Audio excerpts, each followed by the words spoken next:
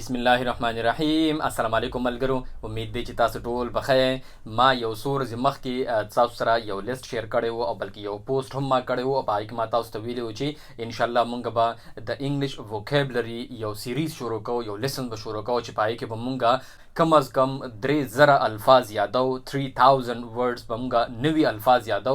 نو دا یو ډیر زیات ایډوانس انګلیش به وي زموږ، صحیح ده. او د دې سره سره ما تاسو ته دا هم ویلي و چې موږ به د انګلیش نیوز پیپر کم اخبار چې وي هغه به هم انشاءالله موږ شروع کوو. نو د هغې هم ما تیارې سنسه کړی دی. نو انشاءالله دا به موږ دغه شانتې به موږ مخکې ځو چې څومره هم موږ له ډیر الفاظ راځي د انګلیش، نو هغومره به ورسره زموږ انګلیش مضبوطیږي. اوس ډیر کسان ما ته دا وایي چې سر موږ خو دا الفاظ یاد کو خو بیا زموږ نه واپس هیر شي. نو اوس د دې سره به څه کوو؟ نو مسله خو دا ډېره غټه ده، صحیح ده. اوس ځکه چې زما سره هم د دې څه ساده حل نشته دی، زما سره څه جادو خو نشته دی چې زه د خلکو په مازغو کې ورننه باسم او سر پسې بند کړم، که نه؟ نو دغه شانتې خو نه کېږي. د دې اصل طریقه خو دا ده چې موږ به دا الفاظ بیا استعمالو، صحیح ده. پریکټس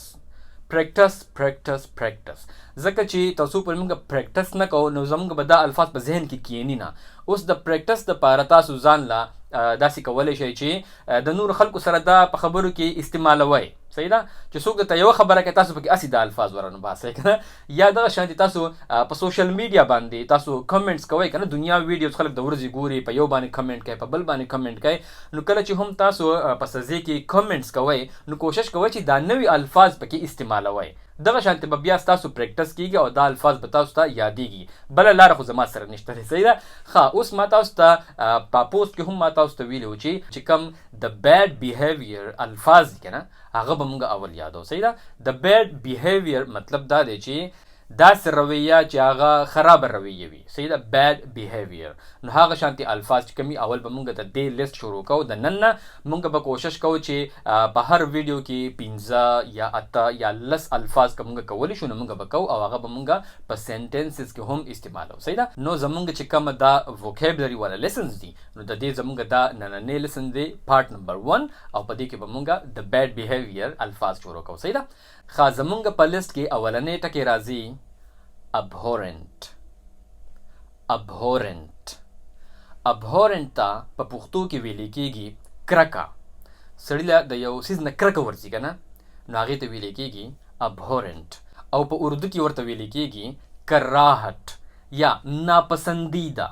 داسې یو کار چې هغه ناخوښه وي، یا داسې یوه خبره چې هغه ناخوښه وي، یا داسې یوه رویه چې هغه ناخوښه وي. سړي له د هغې نه کرکه ورځي چې یاره دا ده څنګه خبره وکړله، صحیح ده. ډېره ورانه خبره چې سړي وکړي، په سړي باندې ډېره بده ولګي، صحیح ده.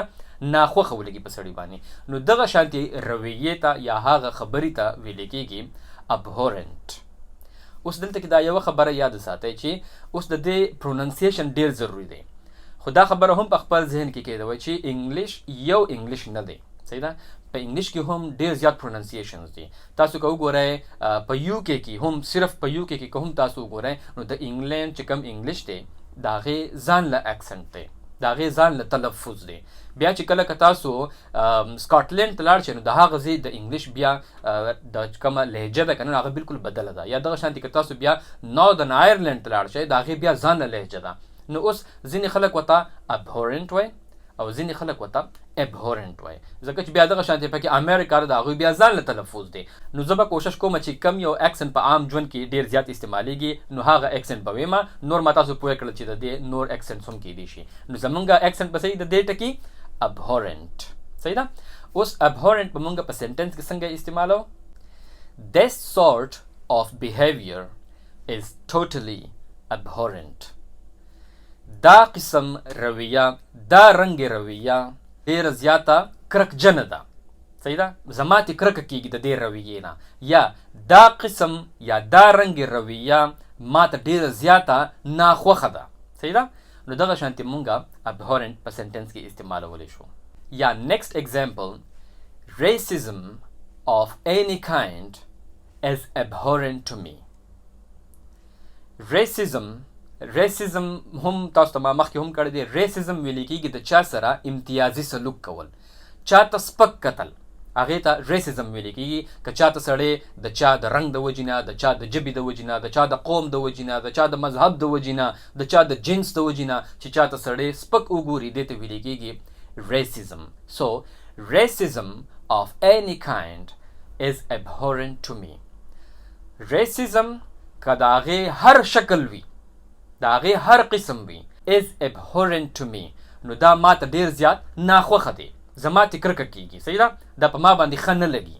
نو دغه شانتې دا مونږ په سنټنسز کې استعمالولی شو. ښه، نیکسټ ورډ زمونږ سره دی abominable. abominable او abhorrent بالکل یو ټکی دی، د دواړو بالکل یوه معنی ده. اوس دا ما په دې لیست کې ځکه شامل کړی دی چې موږ دواړه ټکي زده کړو چې abhorrent هم دې ته ویل کېږي او abominable هم دې ته ویل کېږي. که څوک زموږ د مخې په دې دواړو کې هر یو ټکی استعمال کړي نو موږ ته به پته لګي چې د دې څه مطلب دی. صحیح ده، نو اوس د دې معنی به آلریډي تاسو درځي چې abominable ویل کېږي ناخوښه ته. نو دا بیا تاسو په سنټنس کې داسې استعمالولی شئ چې it was an abominable crime. دا یو ډېر ناخوښه جرم و. صحیح ده، چا یو جرم کړی وي که نه، او ته وایې چې یاره داسې یو جرم یې کړی و چې زما ترېنه نفرت شو. صحیح ده، زما ډېر زیات بدي شو، ما ترې کرکه راتلله، نو ته ویلی شي چې it was an abominable crime. او یا تاسو په سنټنس کې داسې هم استعمالولی شئ چې the weather was abominable, cold with wind and rain. صحیح ده، د دې مطلب دا دی چې موسم ډېر زیات ناخوښه و، زما مالتي مطلب کرکه راتلله، زما نه و خوښ، یعنی یخ موسم و او سیلی پکې هم چلیدل او باران هم پکې ورېدو، نو ډېر خراب موسم و، زما ډېر زیات ناخوښه و. صحیح ده، نو دغه شانتې تاسو abominable هم په سنټنس کې استعمالولی شئ. نو abhorrent او abominable دواړه بالکل یو شان ټکي چې په کوم ځای کې تاسو abhorrent استعمالولی شئ هلته کې تاسو abominable هم استعمالولی شئ. ښه، نیکسټ ورډ زموږ سره دی abrasive. abrasive ویل کېږي سخت. کله کله سړی سخته خبره وکړي که نه، هغه سخت. صحیح ده، چاته سړی ډېره سخته خبره وکړي که نه، په کلکه باندې سړي ته په زور باندې خبره وکړي، داسې یو رویه چې هغه ډېره زیاته سخته وي، هغې ته به ویل کېږي abrasive behaviour. په اردو کې ورته ویل کېږي تلخ. صحیح ده، اوس دلته کې دا یو پوینټ یاد ساتئ چې د دې پروننسیشن ما تاسو څه وویل abrasive. نو اوس په دې کې په آخر کې وی دی. دا خبره یاد ساتئ چې په انګلیش کې چې په کوم ځای کې هم وی راغلی وي که نه، هغه به د و آواز ورکوي. ګوره ورته وی، ما غاښونه د لاندې شونډې سره جنګولی دي، وی، دا به مونږ وی نه وایو. صحیح ده، دا وی دی. په کوم ځای کې چې هم وی راغلی، د وی پروننسیشن خپل دی وی، دا به مونږ کله هم وی نه وایو. که فرض که مونږ وی وایو نو د وی د واو دپاره په انګلیش کې خپل ټکی شته دی که نه، هغه دی ډبلیو. په کوم ځای کې چې د واو تلفظ راځي، پروننسیشن راځي، په هغه ټایم کې بیا مونږ ډبلیو استعمالو. مثال په طور وقار خان، زما نوم دی. صحیح ده، وقار خان، هغه به زه واو وایم. په کوم ځای کې چې وی راغلی وي هغه به مونږ وی وایو. لکه فرض که زه وایم چې I am very tired، زه ډېر زیات ستړی یم، نو very به راځي. یا وین وي که نه، هغه د ټرک وړوکې غوندې ټرک چې وي هغې ته وین ویلې کېږي که نه، زموږ خلک ورته اکثر وین وایي، دا وین نه دی. صحیح ده، دا وین دی. که وین وی نو بیا به د هغې سپیلنګ و WAN، خو د هغې سپیلنګ څه دی VAN، نو دا به راځي وین. نو اوس دا ټکی چې کوم دی دا دی abrasive، نو په آخر کې به د وی آواز ورکوي. صحیح ده، او معنی ما تاسو ته وویله چې abrasive ویلې کېږي سخته. اوس دا به مونږ په سنټنس کې څنګه استعمالو؟ Aisha was unhappy about his abrasive remarks. Aisha د هغه د abrasive remarks په وجه باندې خفه وه، خوشحاله نه وه. یعنی عایشې ته به چا سخته خبره کړي که نه، abrasive remarks ویلې کېږي تبصرې کولو ته. په چا باندې سړی تبصره وکړي، صحیح ده، هغې ته ویلې کېږي abrasive remarks. نو په عایشې باندې به چا داسې سخت remarks کړي، سخته تبصره به یې پرې کړي، نو په هغې باندې هغه خفه ده. So Aisha was unhappy about his abrasive remarks. یا مونږ په سنټنس کې داسې هم دا استعمالولی شو چې the manager made it clear، منیجر صاحب دا خبره واضحه کړله that there would be a new، چې دلته کې به یو نوې more abrasive style of management. منیجر صاحب دا خبره واضحه کړله چې دلته کې به یو نوې او نور هم سخت انداز والا مینجمنٹ وي، یعنی موږ به په خپل دفتر کې نور هم سختی راولو او که چا غلطي وکړه نو معافي به نه وي. صحیح ده؟ نو دې ته ویل کېږي abrasive style of management. صحیح ده؟ نو دغه شانتي دا موږ په سنټنس کې استعمالولی شو. ښه زموږ سره نیکسټ ورډ دی abusive.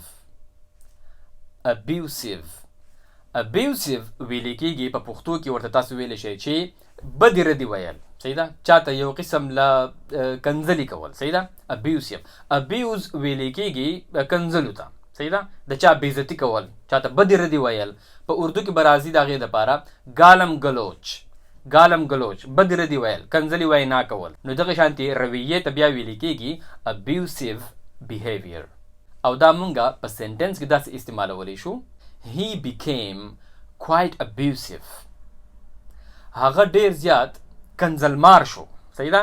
یعنی مخکې کېدای شي چې هغه ښه و، he became quite abusive. هغه ډیر زیات کنځلمار شولو، یعنی بدې ردې شروع کړلې. هغه شانتې سړی د نه جوړ شولو. he became دا ترېنه جوړ شولو. صحیح ده؟ نو دغه شانتې دا مونږ په سنټنس کې په ساده فقره کې استعمالولی شو.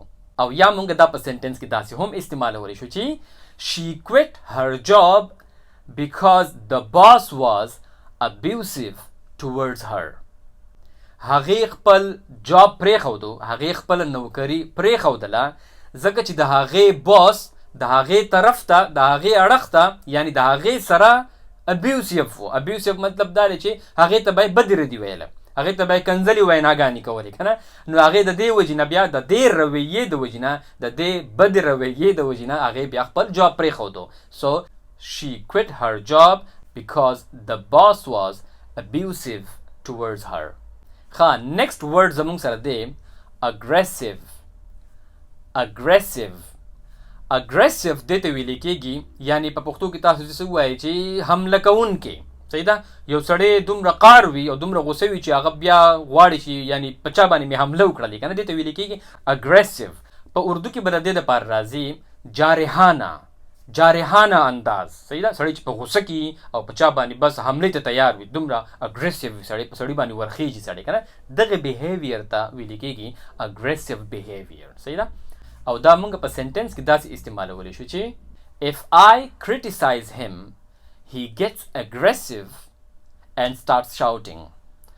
که چېرې زه په هغه باندې تنقید وکړم، کله چې زه په هغه باندې تنقید وکړم if I criticize him he gets aggressive، نو هغه ډیر زیات اګریسیو شي، ډیر زیات غوسه شي، جګړې ته تیار شي and starts shouting او چغې وهل شروع کړي. صحیح ده؟ دا موږ دغه شانتي په سنټنس کې استعمالولی شو. او یا موږ داسې ویلی شو چې aggressive behavior will not be tolerated in the classroom. حمله کوونکي رویه یا د جنگ والا رویه will not be tolerated، دا به مونږ بالکل نه برداشت کوو. will not be tolerated in the classroom. په کلاسروم کې به مونږ داسې رویه چې په هغې کې خلک جګړې ته تیار شي، داسې رویه به مونږ نه برداشت کوو. نو دغه شانتې دا مونږ په سنټنس کې استعمالولی شو. نو زما په خیال چې د ننني لیسن دپاره دا 15 الفاظ فی الحال پوره دي. انشاءالله په نیکسټ لیسن کې به مونږ نور الفاظ یادو. خو کومه خبره چې ما تاسو ته په اوله کې کړې وه چې که صرف یو ویډیو تاسو وګورئ او تاسو بیا د هغې پریکټس نه کوئ، نو دا به ستاسو نه واپس هیر شي.